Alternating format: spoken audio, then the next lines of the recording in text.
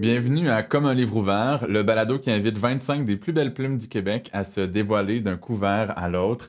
Je m'appelle Samuel Larochelle, je suis écrivain, journaliste et l'animateur de ce projet qui est déjà rendu à son 15e épisode. Et pour l'occasion, j'ai invité un auteur de polar très très apprécié au Québec, Guillaume Morissette. Bonjour. Bonjour Samuel. Comment ça va? Ça va super bien. Ouais? J'adore la place où ce qu'on est, j'adore le quartier.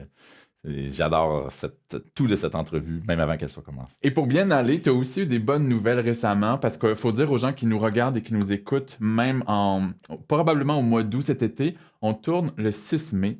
Et à la fin avril, on apprenait que ton livre, Conduite dangereuse, faisait partie des 5 finalistes au prix du meilleur roman policier francophone au pays.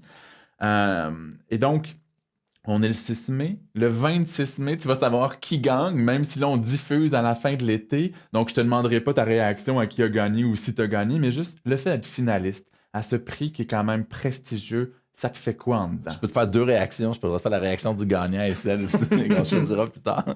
Je suis toujours très, très honoré d'être en finale ou en nomination pour des prix. Toujours parce que c'est avec ça que ma carrière a débuté. Moi, avant d'avoir été mis en nomination, j'avais l'impression de faire partie d'un groupe de gens. Et un jour, quelqu'un me dit Hey, t'étais en nomination à Saint-Pacôme, c'est à cause de ça que j'ai acheté ton livre.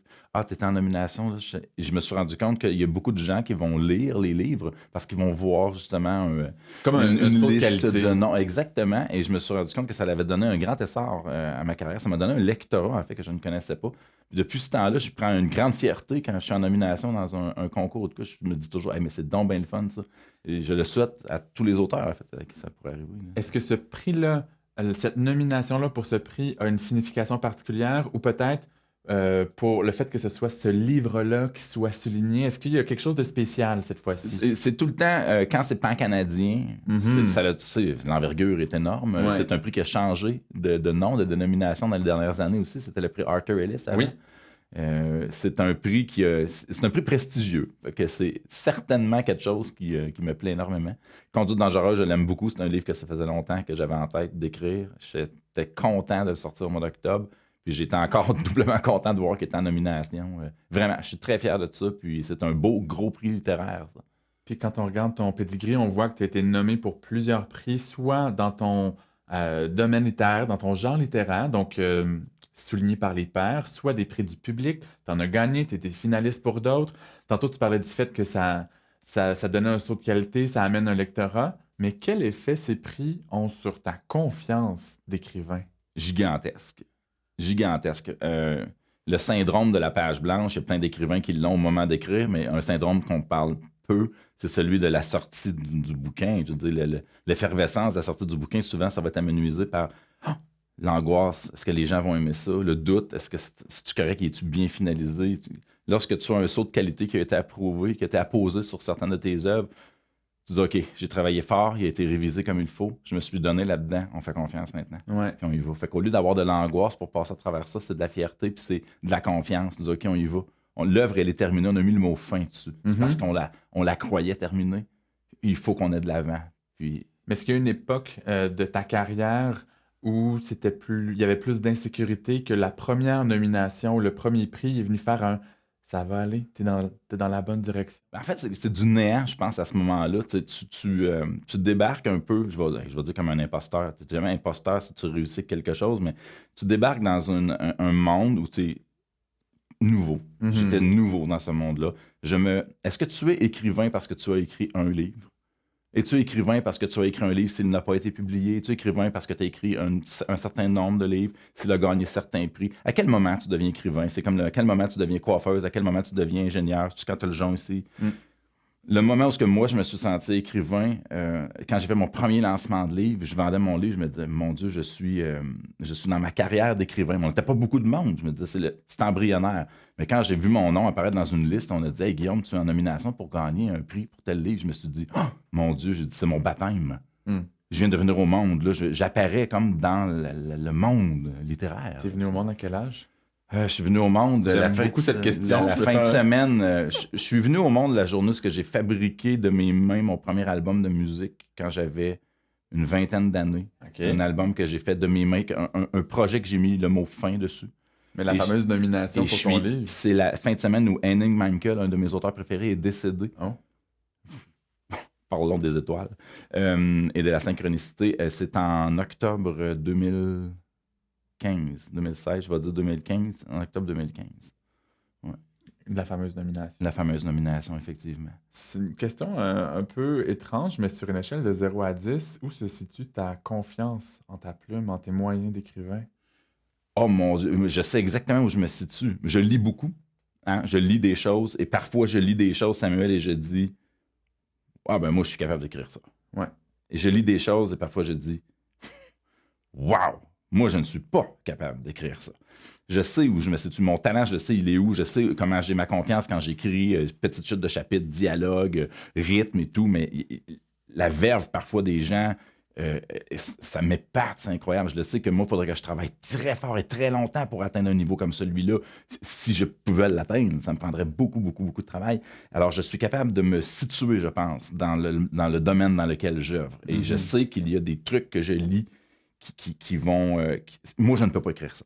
Je ne suis pas capable d'écrire ça. Le sachant, je me sens pas du tout en compétition avec personne.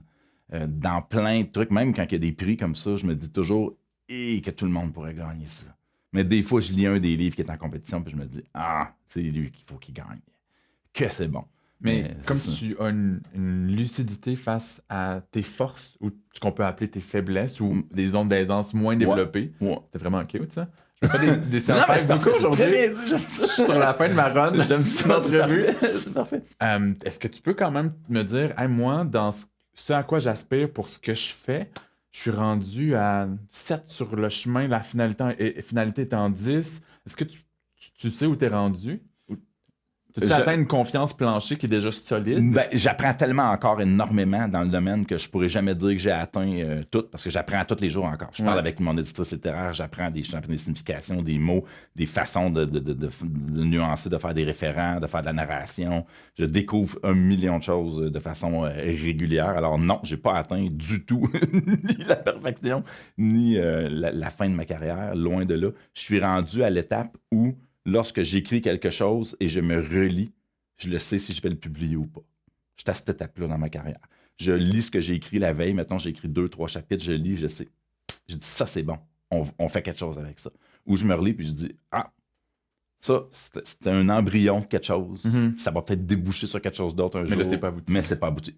Fait qu'on dirait que là, de moi à moi, je suis capable de discerner si ça va évoluer en quelque chose ou pas. Je suis à cette étape-là. Puis depuis que tu as commencé à publier, du moins, en 2013, avec La Maison des Vérités, est-ce que je me trompe? C'est exactement ça, en 2013, en août 2013. Presque toujours publié un nouveau roman par année, sauf une année. Sauf une année. Pourquoi c'est important pour toi d'entretenir cette régularité de publication? Écoute, au départ, c'était un hasard. Peut-être à cause que mes 2 premiers livres étaient écrits lorsque le premier a été publié. Ouais. J'en avais un en banque. Ouais. Il était là sur la table de chevet, il attendait d'être édité. L'éditeur le savait qu'il existait, alors il a comme récupéré les 2 manuscrits en même temps. À partir de là, on avait déjà en banque un 2e manuscrit, donc le laps de temps où la pression d'écrire était inexistante, mais l'envie était là. Alors j'ai commencé à écrire tout de suite. Et j'ai fini par avoir un pace d'1 année et qui s'est concrétisé avec le Salon du livre de Trois-Rivières. Moi, je suis trifluvien. Oui. Je suis fier trifluvien. J'aime ma ville, j'aime l'endroit, j'aime ma place, j'aime mon monde là-bas. Et mon salon à Trois-Rivières, c'était mon salon. Écoute, je suis venu au monde dans ce salon-là aussi. Je suis venu au monde plusieurs fois, comme tu peux t'en rendre compte.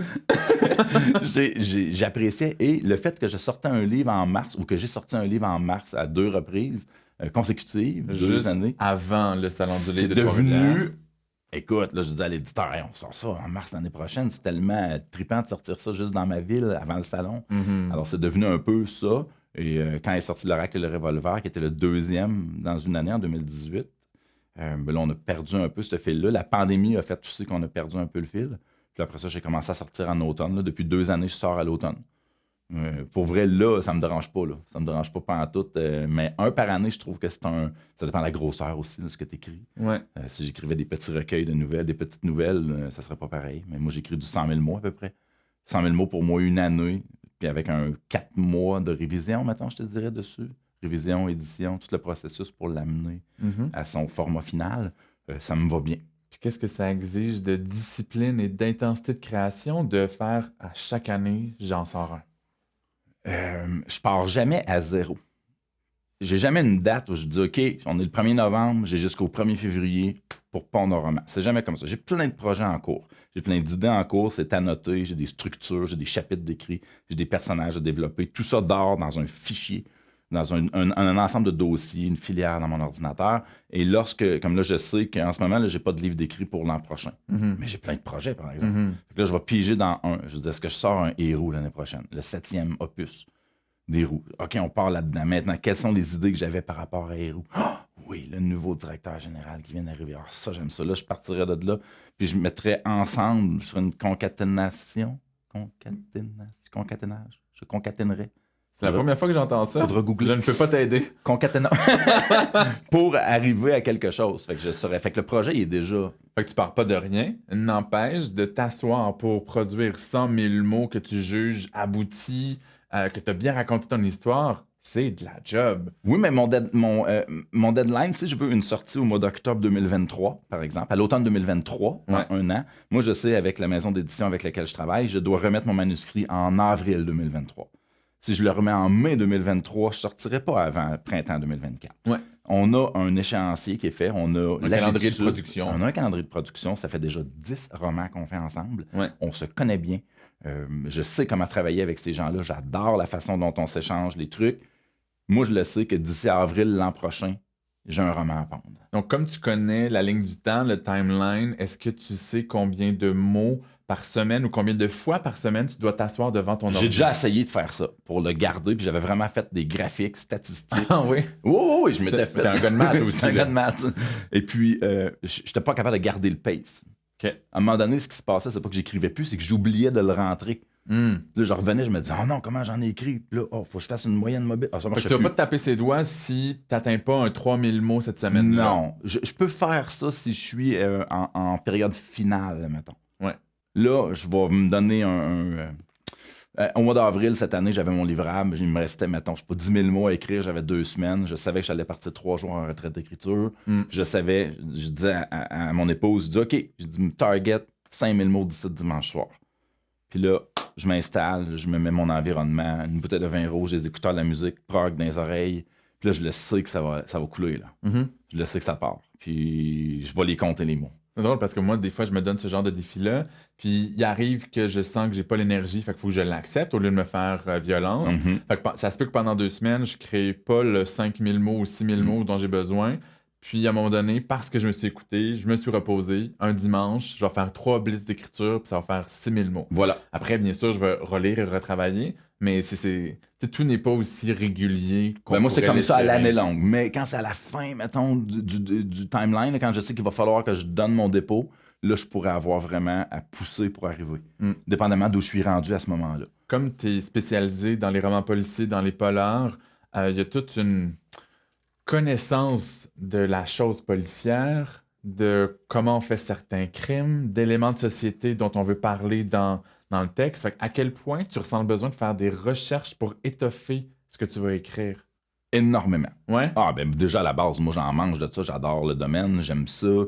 Je suis très curieux de nature. J'écoute des balados là-dessus, j'écoute des séries là-dessus, j'écoute des documentaires, je m'instruis là-dessus. Les true crime, par exemple? Ah, ben oui, absolument. Oui. Et j'ai été moi-même témoin dans une enquête criminelle majeure au Canada. Dirons-nous peut-être même la plus grosse enquête criminelle, peut-être qu'il y a eu. Ça sera à vérifier, mais une énorme. J'ai appris des choses. Il y aura un bandeau Il y aura un bandeau à l'écran. Non. J'ai participé à une enquête en 2016 qui m'a confirmé que je connaissais très peu de choses sur les méthodes policières. Ah ouais? Ben, très peu de choses. Après 3-4 romans. Je connais quand même. Oui, mais je n'allais pas dans ces eaux-là. Je ne parle pas des choses que je connais pas. J'essaie, en fait, bien. de ne pas parler des choses que je connais pas, mais j'ai appris des choses. Écoute, mon Dieu, je suis surpris à quel point c'est un domaine nébuleux. Et j'ai une phrase qui le dit. Les enquêteurs de police, ce sont des gens qui marchent sur des œufs en enculant des mouches. Ils ne peuvent rien faire, ou presque, de ce qu'ils veulent faire. Ils doivent avoir le but final, toujours au loin, on s'en va là. Pour y arriver, voici les choses obligatoires pour y arriver. Et il n'y a aucune de ces étapes-là dans lesquelles tu vas trouver, lui, je vais l'engueuler, lui, on va l'envoyer promener, lui, on va le botcher, lui, on y parlera pas. Il n'y a rien d'émotif. Ouais. C'est cartésien au bout. Et si tu fais une erreur, tu peux faire scraper toute une enquête policière Alors que au complet. dans le roman, il y a besoin d'un matériel émotif Il faut foisonnant. ça prend des humains là-dedans, et ce sont quand même des humains, les enquêteurs, Oui. et ils en font des erreurs. Moi, c'est ce que j'aime le plus, le côté dialogue et tout, fait que j'ai des amis policiers, des amis enquêteurs, et je me gâte. Mais tout en te tenant à jour de la chose policière, quand tu as un sujet précis, c'est quoi la quantité d'informations dont tu as besoin avant de te lancer? Ou à la fin d'un projet, tu fais comme, hey, j'ai comme 10 pages d'infos sur cette chose. Ben, à la base, moi, je vais aller m'instruire sur la chose en question. Je vais aller lire là-dessus. Dans un roman que j'ai écrit, je me posais la question, si j'ai un bâton de dynamite, premièrement, est-ce que ça existe encore? Ouais. Puis-je obtenir ça comme dans Roadrunner, ou qu'on a vu quand on était jeune? Est-ce que ça existe encore? On l'allume-tu avec un réacteur? Ouais. Est-ce que ça se transporte? Si je le shake, il va-tu péter? Est-ce que c'est électronique maintenant? Ça saute. Est-ce que tu peux l'acheter quelque part? Y a-tu des endroits? Y a-tu une chaîne de possession? Est-ce que c'est gardé sous clé? Est-ce qu'il y a un permis nécessaire pour l'avoir, le transporter, l'utiliser? Et maintenant que j'en ai un, parce qu'après toutes ces choses-là dans mon livre, j'en ai un. Ouais. Tu sais, je l'utilise, là. Ça fait quoi? Je Précisément. peux-tu faire sauter un building avec ça? Je peux-tu faire sauter un char? Comment ça fonctionne? As-tu rapport avec une quantité de nitro? Comment ça fonctionne? Ouais. Je connaissais rien. Fait que j'ai appelé quelqu'un qui a travaillé en déminage, et puis j'ai parlé avec un artificier qui m'a expliqué comment que tu ne peux pas te procurer un bâton de dynamite comme ça. Tu peux juste pas, c'est contrôlé. C'est plus contrôlé que Fort Knox aux États-Unis, là. Tout ça pour un élément dans ton Tout ça histoire. pour un élément. Et là, il m'a donné la clé dans mon histoire. Il m'a dit, la seule façon pour vrai que tu peux trouver ça, là, il dit, c'est les vieux fermiers, là, qui ont gardé ça puis qui enterraient ça là, dans leur champ. Eux autres, il fallait qu'ils conservent ça une température à l'année longue, là, parce qu'ils dessouchaient avec ça. Tu pourrais trouver une caisse de ça. OK. Puis pour qu'elle soit encore bonne, ben, quand tu prends le bâton, il ne faudrait pas que la nitro ait suinté. OK. Et si la nitro n'a pas suinté, que le bâton est encore sec, ben, c'est qu'il est encore bon. Là, j'ai dit, OK, maintenant que j'ai le bâton dans les mains, puis supposons que je l'ai, je peux-tu faire sauter un building en béton? Puis il m'a dit, il faut que tu places à un endroit très précis. Ouais. Tu mets ça sur le bord d'un mur, ça fera rien. Ouais. Ça va. Puis là, il m'a expliqué ça, puis j'étais comme... C'est dans le mur porteur. Oui, puis idéalement, il faut que tu creuses un peu. J'ai l'air de savoir de quoi je parle. C'est un mur porteur, un mur qui porte. Oui. C'est vraiment bien fait. Mais bref, ça prend pas de temps à s'instruire, hein? Oui, en effet. Ça prend du temps à être un expert. Ouais. Moi, j'ai pas l'intention d'être un expert. Je raconte une histoire. Puis justement, pourquoi c'est le genre policier dans lequel tu sens que ça te stimule le plus puis que c'est le meilleur véhicule pour le raconteur que t'es? Ah, parce que j'aurais aimé ça être un criminel. J'aurais aimé ça au bout. Je m'attendais pas à cette réponse. J'aurais adoré être un criminel. Moi, j'aurais aimé ça être un hors-la-loi total. Dans le bon hors-la-loi, le Robin des Bois, le sauveur, le héros qui n'a pas de super pouvoir, qui change le monde à sa façon en étant complètement hors-la-loi, mais dont la vertu sera racontée pendant des siècles par les troubadours. Fait que tu serais plus à te mettre dans les souliers des criminels que de tes détectives. Les deux, parce qu'en réalité, je trippe de faire voir au détective le bon côté du criminel ou le côté pathologique du criminel, le côté irréversible. Moi, la violence gratuite, je déteste ça. Je veux dire, je ne suis pas violent de nature. Je n'aime même pas voir de l'horreur. Ça ne m'excite pas. Et ça m'atteint de façon... c'est pas bon pour Guillaume de voir de l'horreur tout le temps. Je finis par être mal en dedans et tout. Mais si tu me dis qu'il y a une histoire de vengeance... puis il y a de l'horreur là-dedans, c'est l'histoire de vengeance qui va me rester dans la tête. Je vais me dire, OK, il fait ça pour quelque chose. Là. J'embarque là-dedans. Puis ça, des idées comme celle-là, j'en ai plein. C'est tout le temps des idées que je mettrai évidemment jamais. Je veux dire, on y pense avec le bat de baseball, là, on le fera pas. Mais moi, je me dis, je peux l'écrire, par exemple. Tu vis par procuration. Je te dirais pas que je t'aime pas, mais on va te retrouver dans 2 poubelles. Pourquoi pas? Mais, c'est presque un bon titre de film. Le roman policier, pour moi, permet ça. Permet d'aller puiser dans l'espèce de mon anti-héros, alter-ego personnel qui existe dans une autre dimension, une autre époque. Ouais. Guillaume, à une autre époque, il sauvait le monde, puis il était hors la loi. Puis, je sais pas comment je faisais ça, mais... Si on regarde d'autres auteurs et autrices de romans policiers au Québec, admettons Christine Brouillette, Martin Michaud, Roxane Bouchard, André Jacques, Benoît Boutillette et plein d'autres, oui. C'est beaucoup de styles différents. Oui. Façon d'aborder le polar différemment. Oui. Est-ce que tu identifies des dénominateurs communs dans vos personnalités? Tu fais-tu comme... On est tous des auteurs, autrices de polar, puis on a comme des petits trucs en commun. Je vois surtout les différences, moi, je te dirais. Ça me marque beaucoup plus la différence. Si on parle de chacune de ces personnes-là, une à une, moi, je peux te donner quelque chose qui fait que cette personne-là est unique.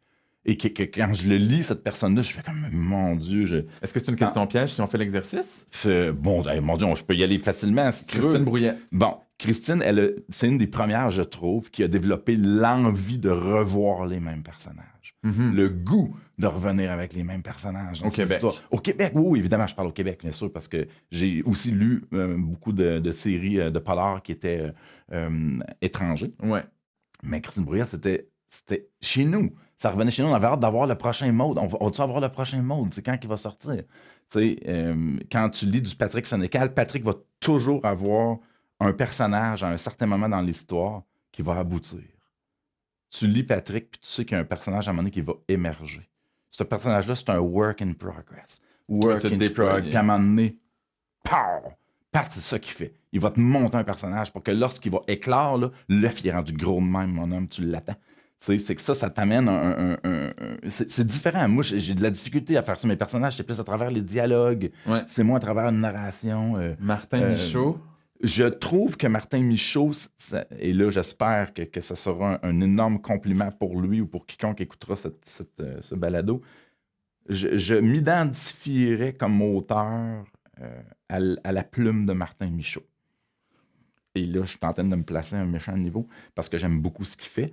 Je trouve que quand moi j'ai lu Martin Michaud, j'ai adoré ça. Mais j'ai adoré le fait qu'il nous a fait aimer des personnages un peu détestables. Son couple d'enquêteurs, son tour d'enquêteur est écœurant. C'est super intéressant. Et le fait que ça ait été amené à la télévision, moi j'avais de la misère. Je me disais, ah, non, je veux pas de casting. Je l'avais dans ma tête déjà. Ouais. Et que Martin a été capable de nous amener ce duo de personnages-là, puis de les intégrer comme ça dans chaque histoire. Ouais. Parce qu'elles ont une partie prenante à chaque histoire, tout le temps. C'est pas juste du monde qui sont là pour faire avancer une enquête. Christy, comment qu'elle s'appelle? Non, on t'a dit... Jacinthe Taillon. Jacinthe, c'est un plaisir de la lire. Moi, c'est mon personnage préféré. Ah, moi, je l'adore. Ouais. C'est super le fun.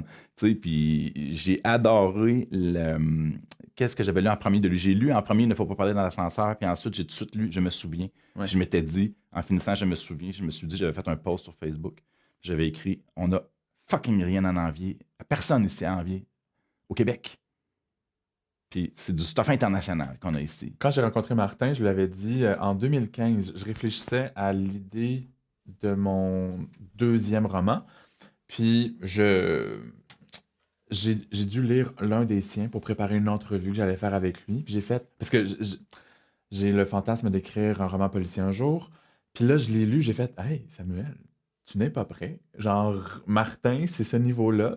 Puis tu n'es pas rendu là. » Sache-le. Qu'est-ce que tu avais lu de Martin? Tu t'en souviens-tu? Je me souviens. C'était je pense que c'est lui, un hors-série de Victor Lessard qui se passait dans les élections présidentielles américaines. Absolument, ça je me souviens. C'est absolument ça. Aussi, ça commence à Dallas, à un moment donné. Ouais. Les liens qu'il a fait. Élection présidentielle, en fait, c'était la mort de JFK. Là. Ouais. C'est ça. Il s'était rendu loin dans l'histoire. C'était un excellent bouquin. Vraiment bon. La finale était super bonne. Je m'étais dit, c'est de calibre international. Ouais. Après ça, j'ai lu Roxane Bouchard. Roxane, là, tu finis son livre, tu sens le sel, tu sens la mer. Roxane, elle a cette façon-là de t'amener dans l'endroit où elle écrit, un peu comme Le Plongeur de Stéphane Larue, où tu pues la cuisine après avoir lu ce livre-là, parce que tu étais toi-même le plongeur dans l'histoire. Puis tu as envie qu'il finisse de laver ses assiettes sales. Oui! Roxane, elle t'amène en Gaspésie. Tu es en Gaspésie quand tu lis le livre, même si tu es à Trois-Rivières dans ta chambre. C'est un grand talent de se faire déplacer comme ça d'une place à l'autre. Dans un livre.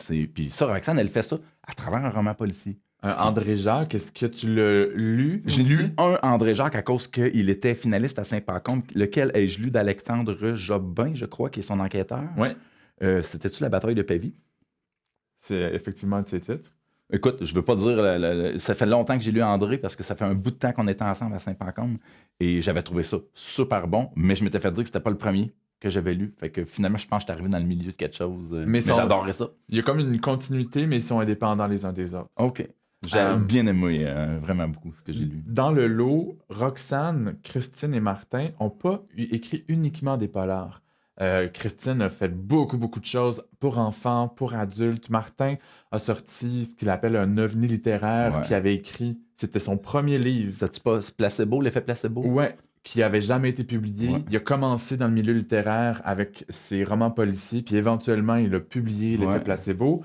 Christine a fait un peu de tout, Roxane, différents genres. Oui, c'est vrai. Te verrais-tu essayer d'autres genres littéraires? J'ai fait quelques tests là-dessus. J'ai commencé à écrire pour adolescents. J'ai écrit quelque chose à date avec un enfant qui vit une forme d'hyperdouance dans un contexte où il fait des concours. Des concours où ce qu'on va mettre d'avance, un peu comme des athlètes vont faire en sport, Ouais. où on va mettre d'avance des activités cérébrales et tout. Ce sont des décathlons académiques que j'appelle dans mon histoire. Et c'est un jeune homme de 14 ans qui s'appelle Sid, pour Sydney. Et il évolue là-dedans. Puis j'ai comme écrit là-dessus pour me rendre compte que je reviens rapidement à mes tangentes de polar. Les mécanismes? Mes mécanismes, oui. Je reviens rapidement à ça. J'ai le goût de faire des chutes de chapitres. Ouais. J'ai le goût de t'amener à l'autre chapitre. Peut-être que j'ai à apprendre beaucoup avant d'écrire ces choses-là. C'est sûr que j'aimerais écrire un essai. J'adorerais. J'ai plein de choses à dire. Je ne saurais pas peut-être comment le structurer. Ça me prendrait un accompagnement pour le mettre vraiment comme je le voudrais. Je me vois pas écrire d'horreur. Je me vois pas écrire. J'écrirais de la satire. Hein? Ouais. Ah, que j'écrirais ça. Je peux le voir. Ah oui, ça, j'aurais un plaisir de fou à écrire une espèce de mix entre Ghislain Tachereau et Stéphane Dompierre, mettons. Là. OK.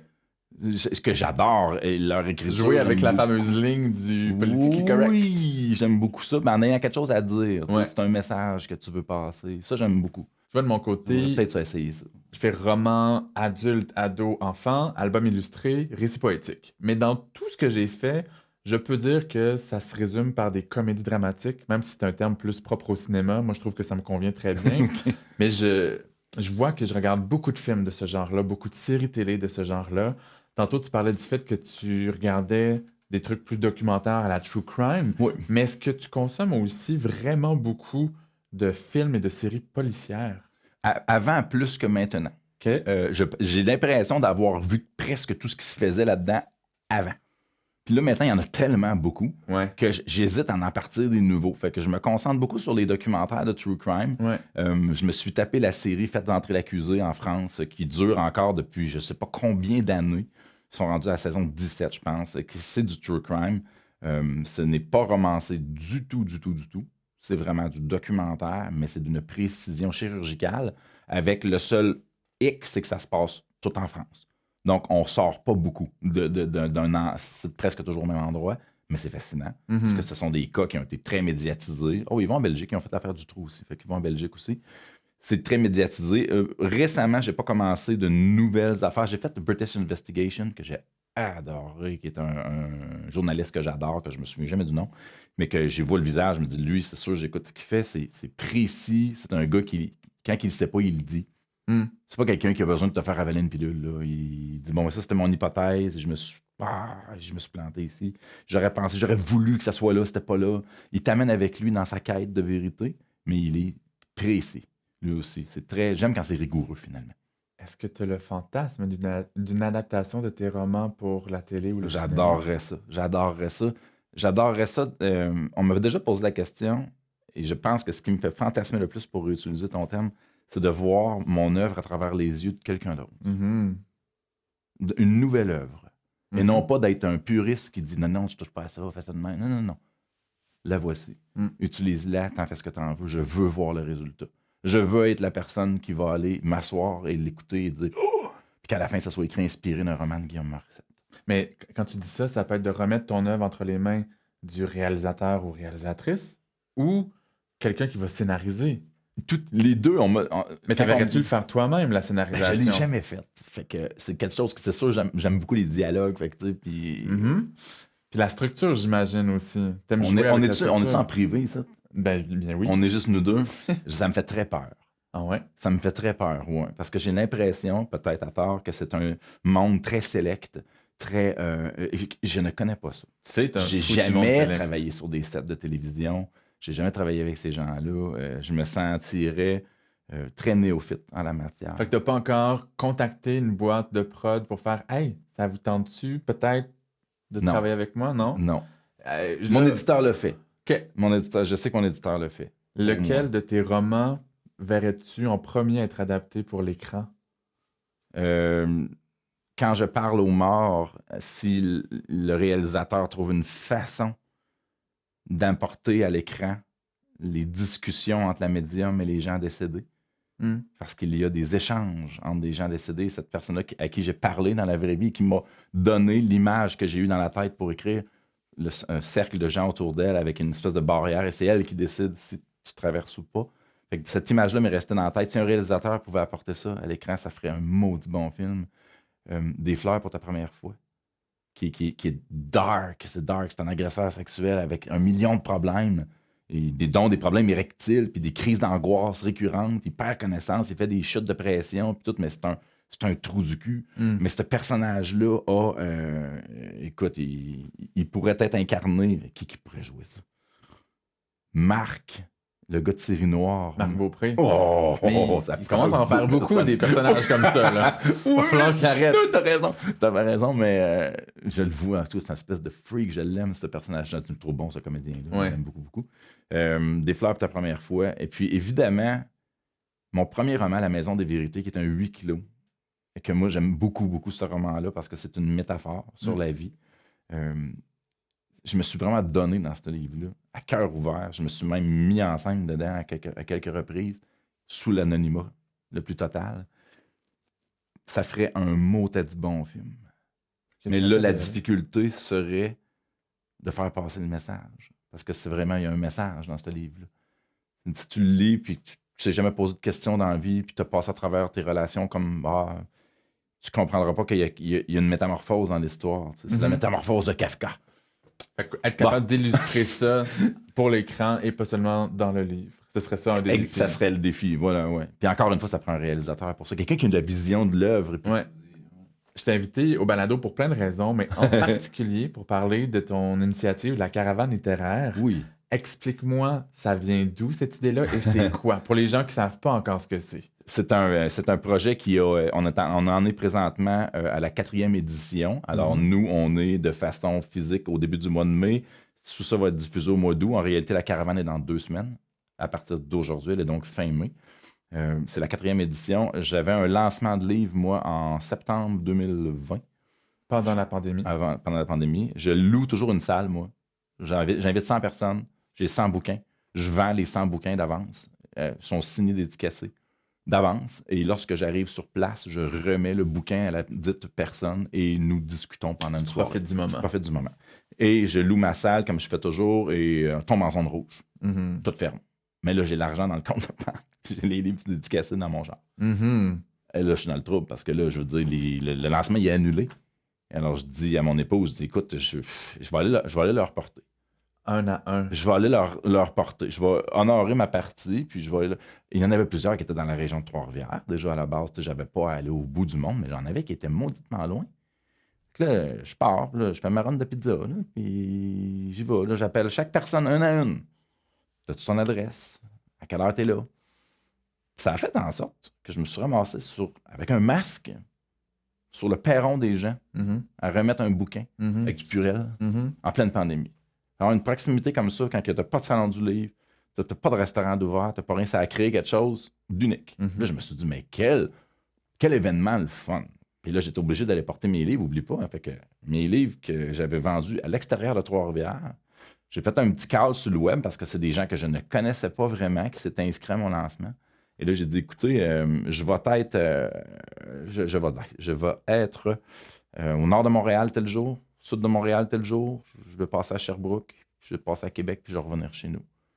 Ben, Colin, la première caravane littéraire venait de venir au monde, sans que je le sache, puisque j'ai invité un ami à le faire avec moi. Mon Dieu, cet ami avait beaucoup de lecteurs qui l'attendaient. Finalement, ça a dégénéré. On a vendu, je vais te donner un chiffre, on a vendu 600 livres. C'est extraordinaire. On est allé livrer ça sur une période de 3 jours. On s'est regardé et on a dit, mais quel concept de fou. Est-ce qu'on serait game d'en faire un autre? Là, 2 janvier. Caravane littéraire pour le mois de mai l'an prochain? Dans 6 mois? 5 mois? Je lance l'idée comme ça. Hey, écoute. Là, pour le mai 2021. Pour le mai 2021. Inscription, le monde. Hey, oui, ça nous intéresse. Puis là, je dis à Eric, on devrait inviter des auteurs. On se prend des auteurs invités. Il dit, on en prend un puis on l'amène avec nous autres. On le met dans le char. Puis on est allé chercher Yvan Godbout. Yvan Godbout a fait la run avec nous autres. Là, on est passé de 23 villes à 45 villes. Dans combien de régions? On les fait toutes. On ne fait pas la Baie James. On fait toutes les autres. T'es allé en Abitibi, au Saguenay, sur la Côte-Nord, en Gaspésie? Name it. My God. Toute la gang. On fait 45 villes En combien de temps? en 9 jours. Je suis épuisé, j'ai comme fait un gros soupir de je suis fatigué. On est parti là, au mois de mai, on avait vendu 2000 quelques livres cette fois-là dans la deuxième édition. On était avec Yvan. Dans certaines villes, on avait invité des auteurs précis. Patrick Sénécal, David Coutreau, Roxane Bouchard. Plein d'auteurs auto-édités aussi. Plein d'auteurs qu'on connaît pas, des auteurs qu'on connaît. C'était méga hétérogène comme concept. Tout allait avec la demande des lecteurs, en fait. Mais est-ce qu'on vend la copie plus chère parce qu'elle est dédicacée et vous avez fait ce déplacement, transport, voiture, essence, hébergement, bouffe? Moi, je prends les virements d'argent pour les auteurs, mais eux déterminent le prix de leur livre. Ouais. C'est pas moi qui décide ça. Je n'interviens jamais là-dedans. Sinon, pour dire que je veux un chiffron pour le lecteur, s'il vous plaît. Ouais. Je n'interviens pas là-dedans. J'ai mes numéros de taxes quand ils ont les leurs. Je leur demande le numéro de taxe, je leur donne l'argent des taxes. Sinon, c'est moi qui les paye. Je veux dire, je leur laisse la gestion des sous à partir du moment où moi j'ai reçu l'argent, je leur redonne. On est d'accord? Fait que s'ils me disent qu'ils le vendent 30, ils le vendent 30. C'est pas moi qui va décider du prix de leur livre. Je fais pas un travail de représentation pour eux. Fait qu'eux, admettons, peuvent avoir acheté les copies à leur maison d'édition à un prix plus bas qu'en magasin, et s'ils vendent le même prix ou un petit peu plus cher aux gens, ils vont faire un profit Exact. pour payer leurs dépenses et se faire des sous. Oui, exactement. Ils peuvent faire ça, dépendamment de la quantité et tout. Quand c'est des œuvres qui sont assez récentes, on met une quantité limitée. Oui, pour pas être une compétition déloyale avec les libraires. 100% pour ça, de un, puis c'est super important de garder en tête que la caravane littéraire, on crée un moment et on vend 80% et plus des livres que l'on vend, c'est des livres qui ont été écrits depuis plus que 3-4 ans. Qui ne sont peut-être plus en librairie. Ou qui sont plus, en tout cas, s'ils sont plus en librairie, ils sont en librairie, ils sont plus présentés comme étant nouveaux. Ou plus en grand nombre. Parce que ces gens-là sont voraces, pas les libraires. Je parle des lecteurs, ils achètent l'œuvre de l'écrivain. Alors, si tu as écrit un livre en 2012, je le veux. Ouais. Alors là, mon Dieu, 2012, c'est un peu, là. Je vais trouver ça où, moi? Fait qu'on il a fallu réimprimer des titres. Ah ouais? Ben oui, on s'est fait bien du fun à faire ça, d'appeler l'éditeur et de dire, parce que là, moi, ça m'en prend 100 copies de lui. Mais Guillaume, on n'a pas 100 copies de ça. Il est sorti en 2014. Ben, on fait quoi? Ben, on va en faire imprimer. Les gens en veulent. Les gens en veulent. Fait qu'en faire imprimer, fait que j'ai gardé des statistiques très précises pour justement faire une dissectation justement de la demande par rapport à la caravane littéraire. Ouais. Pour savoir c'était quoi l'envie de ces lecteurs-là. Pour se rendre compte que ce qu'ils veulent, là, c'est aller voir l'auteur. Mm-hmm. Parler avec l'auteur, puis pas être dans une foule de 250 personnes. Ouais. Où ce que l'auteur n'est que comme ça, en train d'écrire, dédicacer, puis il donne la copie. L'auteur, le livre est déjà vendu, il est déjà dédicacé. Tu ouvres la boîte. Stéphanie, mon laurier. Hey, c'est moi. Allô? Donne le livre, placote. T'as mon laurier. Ouais. Je vais là à toutes les fins de semaine, mon laurier, c'est à 117. Moi non plus. Fait que ça a commencé comme ça. Alors, mais je m'en allais quelque part d'autre avec ça, puis là, j'ai comme pris un. Ben, on va peut-être y revenir. On a mis le parce grand que gars de bout là-dedans, finalement. 2021, c'était la deuxième édition. La troisième, j'imagine, c'était En octobre, l'an passé, en à 2021 l'automne. aussi, à l'automne. Et là, la quatrième en mai 2022. Oui, exact. Est-ce qu'il y a des choses qui ont changé? Ben là, pour on a la rendu 3-4? 60 auteurs maintenant. Tout en même temps. Non. Parce que non, là, on est 4 auteurs qui fait la run au complet. OK. On est 4 Qui? qui fait la run. On est allé rechercher Yvan Godbout parce qu'il n'avait pas fait. Il y a certaines villes qui n'avaient pas fait la première fois. Et puis, y a-t-il des villes qui n'avaient pas fait Yvan? Sylvain Johnson qui est avec nous autres aussi, qu'on est allé chercher en Caroline du Nord parce qu'il habite en Caroline du Nord. OK. Sylvain, il est méga apprécié au Québec, mais il ne peut pas venir ici souvent. Fait que nous autres, on le met en haut dans le truck. Fait que là, les deux, on se suit avec nos remorques. On va se suivre. On fait 45 villes. Et là, on a. Quatrième. Yvan, Sylvain, toi? C'est Éric Canel. Ah bon. Éric Canel, qui est un auteur auto-édité, un des plus grands vendeurs de livres au Canada sur Amazon. C'est une bête féroce d'écriture. C'est un type extraordinaire, très gentil, qui a eu une carrière d'écrivain complètement à part de nous. Ouais. Qui n'a pas passé par les maisons d'édition, un chic type. Écoute, lui, il est passé complètement à côté. Puis dans les 56 autres, est-ce qu'il y a seulement certains genres littéraires qui sont représentés? Au départ, on était juste du polar. Et là, à la caravane du mois de mai, j'ai essayé d'intégrer un petit peu de chick lit, un petit peu de roman, histoire un peu, science-fiction aussi, et du jeunesse. OK. Je suis allé chercher Tristan Demers, Alexandre Larochelle, Pierre-Yves Villeneuve, Ça me surprend pas. Alex Girard, Ouais. Marie-Hélène Cyr, Marc-André Pilon, Geneviève Boucher. Là, on est en mai 2022. Au moment où on se parle, les salons du livre ont repris. Les librairies ne sont plus fermées. Les lancements de livres ont également recommencé. Est-ce que tu dois continuer dans les prochaines années, cette caravane-là? Moi, je suis un entrepreneur Si la demande est là, oui. Jamais pour aller prendre la place de quelqu'un. S'il y a un trou dans le fromage suisse, ça me dérange pas d'aller le boucher. J'ai aucun problème avec ça. Mon intention, c'est pas d'aller brasser des trucs pour changer le modèle. Je suis pas là pour ça non plus. Par contre, si on me donne l'opportunité d'aller vendre de mes livres, moi qui ont été publiés depuis longtemps, et de les remettre d'actualité, avec grand plaisir. Ça me fait plaisir. Avec d'autres. Ah, mais oui, mais pour les autres, s'ils le veulent, ça, bien sûr. Mais moi, je dis toujours aux gens qui sortent une nouveauté peu de temps avant ou après la caravane, puis que le livre est disponible, s'ils sont vendus en librairie, je leur dis toujours, mettez une quantité limitée, faites votre lancement avec la caravane. Personne ne va vous en vouloir si vous faites un lancement. Voyons donc, des lancements, on en fait tous, je dirais, tous, ou presque. Moi, si je mets une centaine, 150 livres dans un lancement, il n'y a jamais personne qui va venir me dire, voyons, Guillaume, tu files l'implant de bande à quelqu'un. Correct, je le ferai dans la caravane, puis je mettrai une quantité limitée, c'est tout. Pour le reste, qui viennent m'acheter la Maison des Vérités, Terreur domestique, puis des fleurs pour ta première fois, ça était sorti, on n'avait même pas de masque d'en face. Là. Ouais. Le plus tard, c'est 2016 dans ça. Ça démocratise. Je pense que la première fois que je t'ai rencontré, c'était au Salon du livre de Trois-Rivières, ton fief. Oui. Puis, tu avais toujours beaucoup de monde à ton kiosque. Je me souviens avoir remarqué à quel point tu avais l'air à l'aise. Tu avais l'air d'aimer ça, jaser avec le monde. Ça occupe quoi comme place, les salons du livre, dans ton œuvre, dans ton univers? Il y a un temps pour écrire, puis un temps pour vendre. Parce que t'as tout le temps l'extrémité. Hein? Tu peux avoir l'écrivain pur et dur que s'il n'écrit pas, il va mourir. Que lui, il peut être un ermite dans une grotte, et s'il n'écrit pas, sa vie se termine. Et dans l'autre extrême, t'as la personne qui... T'as la personne qui n'a jamais rien fait de sa vie ou presque, puis que là, tu le catapultes sur une scène ou sur un trône ou sur un piédestal, puis tu lui demandes de s'adresser au peuple. Ces deux extrêmes-là, pour moi, ils ne devraient pas exister. C'est trop extrême. Dans le milieu, il y a quelqu'un qui crée une œuvre, qui en est fier, puis qui pense qu'elle vaut un certain prix, puis qui la vend, puis qui en fait une carrière, une vie, un salaire, make a life, make a living. On fait tout ça dans la vie. On veut vivre de notre art, on veut vivre de notre... On veut juste vivre, en fait. C'est en mieux si c'est en faisant quelque chose que t'aimes. Moi, il y a un temps où ce que je me dis, si j'écris des romans, mais personne ne les lit, je suis pas d'avance non plus. Fait qu'il y a un temps pour le vendre, le livre. Puis ce temps-là, il est très important parce que ces lecteurs-là, c'est bizarre écrire. Hein? Quand tu écris, tu es seul, et quand les gens te lisent, tu es seul et on n'est pas là ensemble. Ouais. C'est très rare que quelqu'un est là quand j'écris, moi, puis qu'on se parle pendant que Mais tu pourrais me dire, je fais plein de campagnes promo. Je pourrais me concentrer sur les médias, mais là, il est question aussi de rencontres en salon du livre. Il y en a pour qui c'est très fastidieux d'aller comme auteur en salon du livre. Toi, je comprends que tu as du bonheur. Là, moi, j'adore ça. Moi, chaque personne est une opportunité. Et chaque personne est une opportunité dans le temps. Ça veut dire que je peux te revoir à différents moments. Et pour quelle raison tu m'as invité ici? Tu ne m'as pas invité ici parce que j'ai fait la couverture d'El Québec ou parce que j'ai gagné. C'est vraiment cute la couverture d'El Québec, par contre. Écoute, ça a pas fait de mettre une robe. Mais tu sais, c'est parce qu'on s'est parlé. C'est parce qu'on parce qu'on a créé un contact.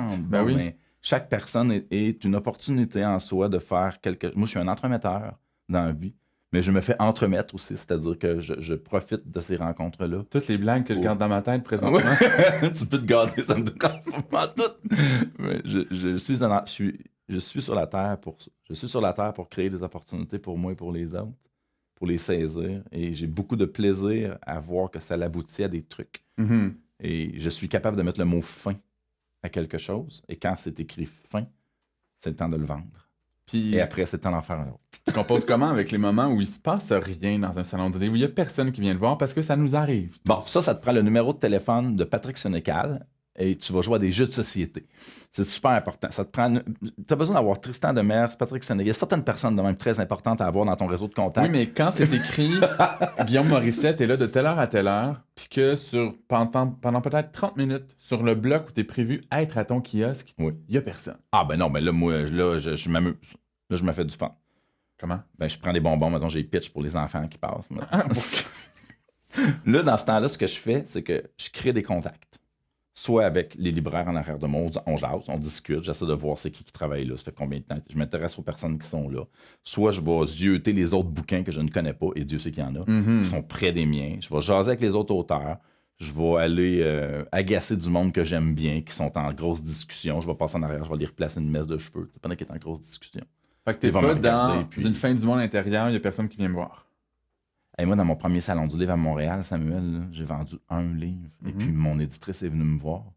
Je lui ai dit, Marie, j'ai vendu un livre. Puis j'ai quasiment honte de dire que je connais la personne. Puis elle m'a dit, Guillaume a dit, il y a beaucoup de monde qui viennent dans les salons et qui vendent aucun Mhm. livre.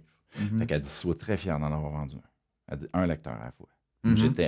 J'étais un bébé écrivain, là. Mhm. À ce moment, j'avais un roman de fait. Elle dit, comment tu veux que le monde te connaisse? Ils t'ont jamais lu. Mais il y en a pour qui c'est la fin. Ils sont pas capables de composer avec Ah, ben personne là, qui vient me jaser, regarder mon livre, l'acheter. Je rêvais d'avoir des fils de monde. Je veux Ouais. dire, c'est le Graal un peu de l'écrivain d'arriver quelque part, puis t'es attendu. Je veux dire, il doit y avoir plein de Graal comme écrivain, dont être porté à l'écran aussi, ton œuvre portée à l'écran, tout ça, traduit, tout ça. Mais Colin, d'arriver à quelque part parce qu'il y a des gens qui t'attendent, c'est extraordinaire. Mais moi, j'avais pas de barème, mais j'avais été musicien avant. J'ai déjà joué devant des salles vides. Où t'es payé, puis t'es payé par la place, mais il n'y a personne. Et Ouais. là, sont deux, puis tu te rends bien compte que c'est une date, t'es dérangeant, et là, il faut que tu joues. Puis bon, OK, ça va être la prochaine tourne. Ça va être pour vous deux encore, ça fait 7 fois en ligne, OK, on y va. J'avais vécu ça, cette espèce d'artiste-là, seul, qui est dans son œuvre, puis tu peux rien faire contre ça. Tu peux pas dire Tu peux juste travailler ton tu attitude. peux pas face dire à ça. quelqu'un aime-moi, Non. lis-moi. Fait que Mais il y a des pas auteurs, faire autrices ça. qui interpellent les gens dans les couloirs pour qu'ils viennent regarder leurs livres. Moi, je suis pas capable de faire ça. Moi, ben j'ai non. besoin du sourire, du contact visuel, Voilà. j'ai senti ton intérêt pour mon titre ou ma page couverture, on va se jaser. Mais faire vous, madame, je pense que vous allez aimer tel Ah genre non, de non, non, non, non, choses. non. Moi, Il y en a qui font j'ai ça. des pick-up lines, moi. J'ai des pick-up lines du genre, quand je vois quelqu'un qui manipule un de mes livres, mettons, Oui. je vais dire, mettons, moi, je l'ai lu celui-là, puis j'ai beaucoup aimé ça. Mhm. Là, la personne, avant qu'elle se rende compte que c'est moi qui l'ai écrit, il va y avoir un délai. Ouais. Puis même parfois un début de conversation, genre, ah oui, oui, écoute, l'auteur est bizarre, mais le livre est... Puis je crée un lien, mettons, comme ça, ou un contact, exactement comme tu l'as dit. Quand il y a un contact, où j'ai un signet qui traîne, moi, je demande à mon éditeur, fais-moi des beaux signets, genre, je veux des beaux signets avec mes livres dessus. C'est un méga bon moyen d'offrir à quelqu'un. C'est un outil de pub. Même s'il y a plein simple. d'enfants qui passent pour les récupérer puis qui vont rien faire avec. Écoute, j'ai des histoires très drôles où les enfants pleurent, puis je vais porter un signet, puis là, l'enfant, il se met à manger le signet, puis il pleure plus. Puis là, le parent est là, puis là, je fais comme... Moi, je suis comme une mauvaise personne. Des fois, quand j'ai un enfant de 6 ans prendre un signet d'un roman pour adulte, je suis comme, dans ma tête, je suis comme, non, je vais pas te le donner. Je veux pas le donner. Mais je me fais du fun. J'aime beaucoup les gens à la base, et puis... Encore une fois, en créant des contacts. Ouais. Non, la vente sous pression, jamais. Ever, c'est dégueulasse, la vente sous pression. Ce qui veut pas dire qu'il faut que tu sois dans un salon du livre comme ça. Les gens iront pas te déranger. Bien Voyons donc. Ou si tu es constamment occupé à jaser avec ton éditeur pour pas affronter le fait qu'il y a personne depuis 10 minutes, ça non plus, ça aide pas. Bref, Il faut avoir un juste milieu, je pense. tu viens d'être invité, je crois, pour un salon du livre en Europe. Oui, au mois de novembre, oui. C'est lequel? Toulon, c'est la fête du livre du Var, en fait, sur la Côte d'Azur. Ça se trouve à être tout près de Marseille. C'est une foire littéraire de mémoire, 30-35 000 personnes, je crois, qui vont dans cette fête-là, qui est un vendredi, samedi, dimanche. Ça signifie quoi pour toi d'être dans un événement littéraire en Europe? Je suis allé quelques reprises. À chaque fois, pour moi, c'est une consécration. Pour moi. De pouvoir voyager pour mon travail, c'est un bonheur extraordinaire. J'adore voyager à la base. J'aime le monde sous toutes ses formes, sous toutes ses couleurs, sous toutes ses langues, sous toutes ses cultures. Il n'y a aucun humain que j'ai pas envie de voir si je le connais pas, à moins d'avoir une raison de ne pas avoir envie de le voir.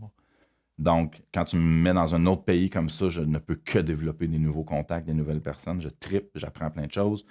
Je suis très autonome dans la vie pour me déplacer, pour survivre. J'ai un instinct de survie qui me fait que je trippe à aller à l'extérieur. Puis si tu me dis que c'est pour mon travail en plus, c'est une consécration. Fait que j'arrive là-bas, il n'y a pas un chat qui me connaît. Personne ne sait ce qui est. Il y a des files de monde pour les Bernard Werber. La dernière fois, c'est Bernard Werber qui était à côté de moi. Puis qui a entendu mon accent, puis qui me parlait, accent québécois. Puis il y avait plein de monde, puis j'ai pitché un bonbon au sirop d'érable, Bernard Werber. Puis là, je me disais, Il est vraiment gentil. très sympathique. Ouais. Je pourrais jamais raconter ça à personne. Il me croira pas. Tu sais. Ouais. Puis le lendemain, il était là encore. Bernard! Puis ça fait pas que je vais vendre 20 livres de plus, mais j'ai un bonheur. C'est trippant Tu à fais ton mort. bonheur. Puis à un moment donné, ben là, tout le monde est débordé. C'est ça, le bordel total. Il y a tellement de gens, mais l'auteur québécois, il n'y a personne qui le connaît ou presque. Puis là, je me revire de bord, puis je me mets à aider la libraire. Je prends les livres parce que ça fonctionne pas comme ici, là-bas. Fait qu'il faut vraiment que les livres soient payés tout dans le milieu. Puis il y a comme les auteurs sont comme entre le paiement. Puis chez nous, la personne prend le livre, elle va le payer, elle vient voir l'auteur. Ouais. Nous autres, en Europe, la plupart du temps, c'est un carré en plein centre, il y a la caisse. OK. Puis les livres sont de l'autre côté. Fait qu'il n'y a comme pas un accès pour le lecteur au livre immédiatement. Fait que moi, je me suis levé de bout, puis j'ai commencé à faire des transactions avec eux autres pour les aider. Puis ça a fait rire les lecteurs.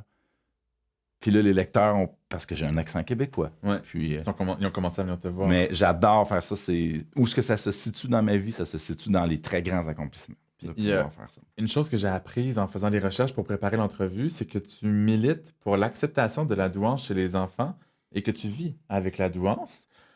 Si je te mets au défi de vulgariser ça, c'est un sujet vraiment complexe, mais vulgariser ça pour le grand public, comment t'expliques la douance? C'est un potentiel.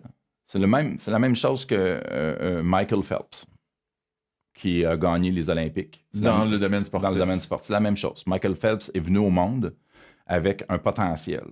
Il ne le savait probablement pas quand il est venu au monde qu'il avait un potentiel. Il s'en est rendu compte à un certain moment dans sa vie. On l'a développé, il a travaillé comme un fou. Mm-hmm. Et il est arrivé à un point où il a fait partie de l'élite et il est allé compétitionner, il a gagné en faisant l'élite. Souvent. Les mots importants dans ce que je viens de dire, c'est travail, c'est potentiel, c'est ensuite à se comparer aux autres après, on arrive à gagner. C'est un haut potentiel intellectuel. Exact. Moi, j'ai un haut potentiel qui fait que si je travaille fort sur quelque chose, puis que je me donne fort, je me concentre, je prends du temps, généralement, je vais aboutir à quelque chose à une vitesse un peu plus vite que la moyenne des autres. Mais c'est controversé, ce concept, parce que il y a beaucoup de gens, quand ils entendent douance, vont faire un lien avec le mot doué, se disent « Ah, ces enfants, ces adultes l'ont facile ». Mais il y a beaucoup, oui, une intensité intellectuelle, une facilité à apprendre et à faire des liens, entre autres, mais ça vient aussi avec des défis. Il y en a tellement des personnes douées qui se sentent plafonnées à l'école qu'elles décrochent de l'école. Oui. Et ça a un effet sur le reste de leur vie. Oui. Il y en a qui ont des difficultés à créer des liens avec d'autres humains, ce qui est visiblement pas ton cas, Non. selon ce que je vois. Est-ce que ça a du sens ce que je Énormément. Ouais. C'est beaucoup de débats dans un seul débat. Et c'est beaucoup de divisions dans le même sujet. Mais c'est tous des sujets, c'est toutes des divisions qui méritent d'être approfondies puis discutées chacune. Là. Mais si on se concentre, mettons, sur l'une d'entre elles, un enfant à la base qui est doué va posséder une caractéristique évidente, immédiate, c'est de la curiosité. Mm-hmm. Immédiate. Cet enfant-là, lorsque tu lui donnes quelque chose qu'il ne connaît pas, au lieu de faire comme « Non, je connais pas ça », il fait « je connais pas ça ». C'est très différent. Et je veux tout connaître. Je veux tout savoir. Et si je connais quelque chose, je vais te le dire. Et puis, c'est dérangeant, un enfant doué. C'est gossant pour un professeur. Je veux dire, hey, tantôt. Mm-hmm. Moi, quand j'étais petit, j'avais un globe terrestre dans ma chambre. J'avais un globe terrestre en 3D avec les chaînes de montagne en relief dessus. Okay? Mm-hmm. Fait que moi, là, quand que je faisais le tour avec mes doigts sur mon globe terrestre, là, puis j'étais petit, là, il y a des bosses. Je dis à mon père, pourquoi il y a des bosses? Ah, il y a des montagnes. C'est bien plus gros que une montagne. Ah non, mais là, c'est une petite terre. Fait que tu touches les chaînes de montagne. Quand on est arrivé à l'école et puis que le prof il disait, vous habitez telle région. Je dis, non, on habite telle région. On peut parler de bien plus que ça. Ouais. On n'habite pas juste telle région. On habite au Québec, on est au Canada. Savez-vous qu'au Canada, il y a une chaîne de montagne? Ben, le prof, Guillaume, tu déranges. C'est le titre de ma conférence. Guillaume, tu déranges. Ah ouais. Ben oui. On ne va pas savoir ça. Mais dans les nombreuses choses qu'on associe aux personnes douées, moi, j'ai lu, j'ai entendu qu'il peut y avoir deux grandes catégories, des gens particulièrement à l'aise avec les lettres et les gens particulièrement à l'aise avec les mathématiques. Tu as travaillé, ou tu travailles encore dans le domaine des mathématiques, et tu es écrivain. Comment ça se fait que toi, tu es à l'aise dans les deux? J'ai les deux côtés du cerveau en ébullition qui doivent se parler. Puis il faut pas faire l'erreur de penser que l'un ne touche pas à l'autre. Ça se communique en maudit. Mm-hmm. Quand je joue de la musique, moi, c'est très mathématique. Mm-hmm. Puis une structure dans l'écriture aussi. Ah oui, c'est cartésien au bout, c'est très cartésien. Et ça se parle beaucoup. Et il faut comprendre que la douance, c'est vaste, c'est large. Maintenant, c'est encore méconnu. Aujourd'hui, on inclut beaucoup le QE dans le QI, le quotient émotionnel. Ouais. La capacité d'avoir une relation avec les gens, de discuter, d'avoir de l'empathie. Ça peut être un grand défi chez bien des doués. Qui peut être des grands défis sur des gens qui sont extraordinairement doués, mais qui n'ont pas... On a identifié certains personnages de l'histoire comme étant comme Newton était un cas, et je ne compare pas une personne comme ça, jamais je l'ai cité en exemple, c'est pas parce que je me considère dans une catégorie comme ça. C'est un personnage doué qui n'avait aucune aucune vie sociale. Il avait même été nommé à Oxford, je pense, ou à Cambridge, puis c'était un désastre parce que c'était un reclus. Il est mort, semble-t-il, vierge et pur de tout. Je veux dire, c'était un homme qui ne pouvait pas avoir de relations sociales. Semble-t-il, je ne suis pas historien, loin de là. Mais on voit ça, le personnage qui a marqué les gens sur la douance, c'est le personnage de Dustin Hoffman dans Rain Man, où ce que tu le vois compter les cure-dents à terre avec un simple coup d'œil pour te dire « J'ai ici un ordinateur vivant en avant de moi. Oui, c'est un ordinateur vivant qui ne peut pas prendre l'ascenseur seul. Alors, on va faire une distinction. C'est pas que du beau. Alors, maintenant, la douance a un ensemble, je crois qu'ils sont rendus à 9 sphères, dont le QE est dedans, dans 2 sphères. La notion d'empathie, de discernement, on peut-tu jaser avec du monde? Bon an, mal an, la douance, c'est un potentiel qui permet à quelqu'un, à la base, lorsqu'il s'intéresse à quelque chose, d'assimiler de l'information, d'assimiler des méthodes. On reconnaît certains traits chez les gens doués. La plupart du temps, les gens doués sont très apolitiques, très areligieux. C'est parce qu'ils n'aiment pas l'autorité. En fait, ils aiment beaucoup la science parce que la science se permet de changer d'idée comme ça. Chose que la religion fait très difficilement et la politique également. La science, elle évolue au gré de ce qu'elle trouve. Et c'est ça un peu la mentalité de quelqu'un doué, c'est que qu'est-ce qui l'intéresse? Mais c'est ce qu'il ne connaît pas. La science aussi. Ça serait simple. Et je commence à entendre des réponses à ma prochaine question, mais comment le fait de vivre avec la douance, ça influence ta pratique d'écriture? Ben aujourd'hui, c'est extraordinaire. Il y a la curiosité, j'imagine. Oui, mais c'est extraordinaire d'être écrivain puis doué pour vrai. Moi, à 46 ans aujourd'hui, je suis très content, je suis fier. Je suis très content d'être doué aujourd'hui à 46 ans, chose que je ne t'aurais pas dit à un adolescent ou jeune adulte, jamais. Parce que c'était lourd pour moi, c'était difficile, j'avais de la difficulté à comprendre. Aujourd'hui, je fais mes trucs à moi, puis je sais que si je travaille fort, puis qu'il me manque quelque chose, je vais aller le chercher. Fait qu'il me manque de quoi, une information, puis ouais, mais Guillaume, tu peux pas parler, tu pourras pas aller voir la centrale 911, il laisse pas rentrer personne. Good. Here we go.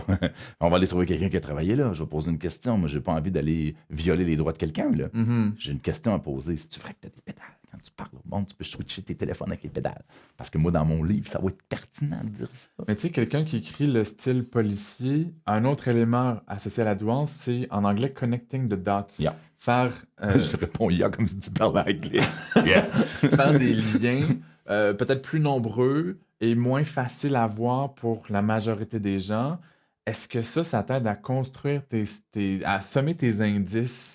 Beaucoup. Ouais, Oh, oui, énormément. C'est comme un big picture, dans le fond, que je vois, puis où toutes les intrigues sont... Et d'ailleurs, je m'émerveille lorsque je lis ou que j'écoute quelque chose qui font ça, où le réalisateur ou l'auteur a fait ça. Je m'émerveille de ça. Dans certaines séries qui ont été poussées à la limite, on pourrait nommer, je sais pas moi, Lost, on pourrait nommer Walking Dead, on pourrait nommer même District 31 a été poussé à la limite, et c'est très québécois. Le travail des gens là-dedans, c'est justement de faire du connecting de dots, mais avec une maudite pression. Là. C'est une série. Là. Moi, j'écris un livre. Là. Je mettrai le mot fin quand ça me tentera. Tout un livrable, là, c'est du travail de fou. Mais ça m'impressionne. Quand je fais un lien, après, puis je fais comme Oh, que c'est beau.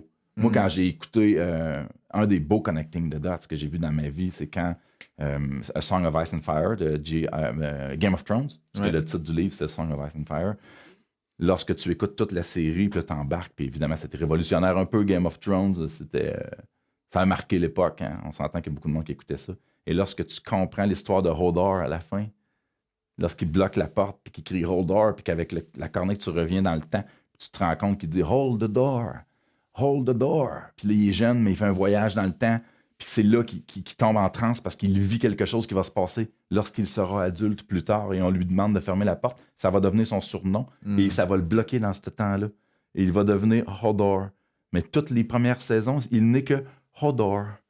Et là, tu arrives là et tu te dis, il ne peut pas avoir pensé à ça à la fin. Non. Il ne peut pas avoir pensé à ça. Il faut. C'est encore drôle. Oui, j'avoue. Non, peut-être, mais Colin, ça serait un fait d'armes. Moi, quand je relis fait des manuscrits assez longs, des fois, je fais comme, hein, il y a quelque chose que j'ai mis à la page 46 qui vient justifier ou se déployer à la fin, puis je le savais pas en écrivant ça. T'avais planté une graine. C'est comme si, là, je sais que c'est ésotérique, puis il y a du monde qui vont pas aimer ça, mais que l'histoire, elle existait en quelque part, puis qu'il fallait juste que je sois disposé pour la capter puis l'écrire. Depuis quand on s'intéresse aux gens qui n'aimeraient pas ça? On s'en fout du monde qui n'aime pas ça? Non, mais J'ai un côté qui justifie beaucoup dans la vie. Fait que je fais juste dire, je le sais qu'il y en a qui triperont pas sur ce que je viens de dire, mais je le dis pareil. Ça, c'est moi. Il y a du monde qui ne triperont pas du fait que tu as dit ça. Je le sais. Puis là, il y a du monde qui ne triperont pas quand je t'ai parlé pendant ton été. C'est pas grave. Shit! Mais tout ça pour dire Je vais prendre que une gorgée d'eau. c'est comme si tout ça devait se connecter, puis faire du sens, avoir du sens, mais que je le savais pas quand j'écrivais l'info ici, qui allait avoir une autre résonance plus loin. Fait que c'est quand même... C'est pas toujours... C'est peut-être pas ésotérique conscient. non plus. C'est peut-être parce que le fait que tu aies à la base créé ce petit événement-là au départ, tu l'as gardé en tête ensuite. Ça faisait beaucoup de sens dans ta tête de décrire, même si c'est un anglicisme. Parce que tu veux, il y a des gens qui n'aimeront pas ça, je viens de faire un anglicisme. Arrête! Et puis, ça finit par donner quelque chose à la fin, mais en réalité, tu as planté une graine au début. Ça a germé à un moment donné. Tu sais. Mais moi, ça m'émerveille quand quelqu'un est capable de m'envoyer dans le champ.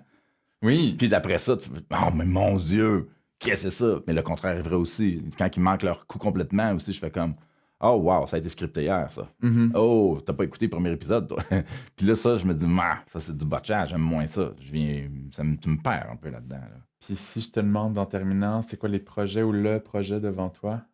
Oh, moi, là, je veux... Traduction, je suis rendu là dans ma vie. Là. Ça me prend une traduction, j'ai besoin d'aller créer des contacts en anglais puis dans d'autres langues. Je suis rendu là dans ma vie. Je veux dire, mon éditeur, je suis rendu là dans ma vie, je veux une traduction. Non. C'est dur de traduire, ça coûte cher, c'est de l'argent irrécupérable, mais c'est long, c'est compliqué, c'est pas notre domaine, c'est un risque. Let's go. J'ai rendu là. Est-ce que j'aimerais avoir une œuvre portée à l'écran? J'adorerais ça. J'aurais la chienne de scénariser. Je suis le genre de gars qui ne se retient pas parce que la chienne, mais je t'avoue que ça, comme je te disais tantôt, ça me fait vraiment peur. T'as un roman cet automne? Ah oui, j'en ai un qui sort là. Là, je vais être obligé de te donner une information privilégiée. Hey, oblige-toi. Oblige-toi. J'ai un roman qui sort le 19 octobre. C'est un huis clos dans une écurie. C'est 48 heures dans une écurie dans le coin de Varennes, où on a retrouvé un type mort dans un box de cheval. Et puis l'enquêteur qui est envoyé là-bas. C'est en plein été. Tout le monde est en vacances. Puis le huis clos, c'est l'écurie ou le secteur où l'écurie se trouve? C'est l'écurie. C'est l'écurie. C'est les 3-4 bâtiments d'écurie. Quand même. Ouais. Faut de l'ingéniosité pour que ça soit le fun et pimpant. Ben, c'est parce qu'il y a plein de pensionnaires là-dedans. Fait que là, quand il arrive là, lui, il se rend bien compte que c'est un houdonite. L'histoire, là, il y a quelqu'un qui sait quelque chose. Je veux dire, Christy, une écurie comme ça, c'est pas tout le monde qui se rentre, qui sort de là. Fait que... Ce roman-là, si j'ai bien écouté ce que tu disais tantôt, il est déjà écrit, il est terminé, déjà édité. Et en fait, on est en édition là, présentement. J'ai reçu la page couverture, la semi-finale, mettons, la semaine passée. Sais-tu déjà quel va être ton prochain roman? Probablement un héros. Un 7e héros. Et sûrement, je suis en train d'écrire une histoire. Ça fait 3 ans que je suis en train de l'écrire, celle-là. Ça serait une œuvre majeure dans ma vie, de réussir à l'amener là où je veux l'amener. C'est une histoire sur un couple de gens qui s'appellent Adam et Ève, puis qui se font rire d'eux autres parce qu'ils sont ensemble, ils s'appellent Adam et Ève, et tout le monde les compare toujours au premier couple. Où j'amènerais la relation amoureuse à un autre niveau. Je sais pas comment que je peux animer ça plus loin. J'aimerais ça amener dans un contexte, évidemment, de suspense, de thriller. Là. OK. Mais j'aimerais beaucoup que mon personnage d'Adam dans l'histoire, sa relation avec Ève, soit une nouvelle... Ce que Guillaume considère comme étant le vrai amour, moi, dans moi, profondément, c'est pas dans mon époque. OK. C'est pas dans mon époque. Je ne vis pas dans l'époque où ce que les gens autour de moi démontrent leur amour de la façon dont moi j'aime la démontrer. Moi, je vois une dichotomie dans mon époque avec ça. Moi, j'ai tendance à faire confiance aux gens. J'ai tendance à prendre pour acquis que ton intention était bonne. Je donne le droit à l'erreur au monde. Je donne le droit... T'es bien, t'es heureux, c'est correct. OK, là, oups, ça me fait chier, mais je vais te le dire. On va en parler. J'ai comme une tendance à vouloir enlever le toxique le plus vite possible pour garder... Même s'il y a des différences, pas grave. Des différences, ça tient de tout le temps. Mais tant que c'est pas toxique, je voudrais avoir une espèce d'histoire qui s'étalerait sur plusieurs années. Où ce gars-là serait... En un seul roman ou en plusieurs? Ah, je peux pas te dire. Probablement un seul. J'ai jamais eu l'idée d'écrire. J'aime l'idée des séries. Ça me dérange pas d'avoir le même enquêteur. Je trouve ça intéressant. Tu développes un personnage. Mais pas une histoire déployée en plus d'un tome. Sauf si c'est obligatoire. OK. Pas parce que tu veux juste le fragmenter sous prétexte qu'on va en vendre 3. Non. Ouais. Ça, non. Avant de se laisser, permets-moi de dire aux gens qui nous regardent et nous écoutent tous les épisodes qu'ils peuvent rattraper. Il y en a une tralée. Alors, c'est la 15e aujourd'hui, je crois. Hein? C'est la 15e. C'est la 15e. Martin Michaud, Patrick Sénécal, Véronique Grenier, Erika Soucy, Alexandra Larochelle, Hélène Dorion, Fanny Britt, Vanessa Bell, Kamal Amakarel, Elkana Talbi India Desjardins, Pascal Oulelmi, Michel-Marc Bouchard et Lucie Pagé. Et là, on vient de finir un blitz de 5 épisodes à Québec avec des auteurs, autrices qui ne viennent pas de Montréal. Tu vas retourner à Trois-Rivières ce soir. Donc, ça a été 6 heures d'entrevue en 2 jours. C'était un plaisir de faire les autres et celle-ci. Wouhou! Merci beaucoup. Ben, grand Guillaume. plaisir, c'était vraiment, j'avais hâte d'arriver, puis ça ressemble exactement à ce que je pensais que ça allait ressembler, c'est-à-dire vraiment le fun. T'es pas Puis, déçu? c'est malade, pas à tout, même pas proche. Cool. À bientôt. Zéro une barre. À bientôt.